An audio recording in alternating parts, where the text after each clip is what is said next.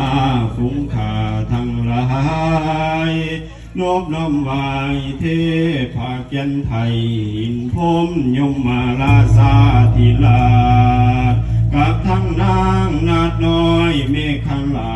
ยมยังอยู่ฝั่งน้ำสลาทีกับทั้งนางทรณีตนองค์อาจอันรักษายังน้ำหยาดไม่ทานในวัฏฏะสงสารทุกด้านดาวฝูงมูเทพเท้านากับทั้งนายหนังสือ32พระองค์และเทพยุดาเจ้าทั้งหลายอันยายยังอยู่ในสวรรค์สันฟ้าทวนหน้าอยู่ดาฟังวัจจะนังภายโพ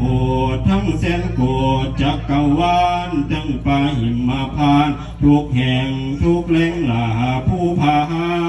ทั้งกู้หาเถื่อนธรรมทุกท่านามและวังฮีทั้งสะโบกลานีและทากวางทุกเกินข้างปปัตตาสุปันนากุฏนา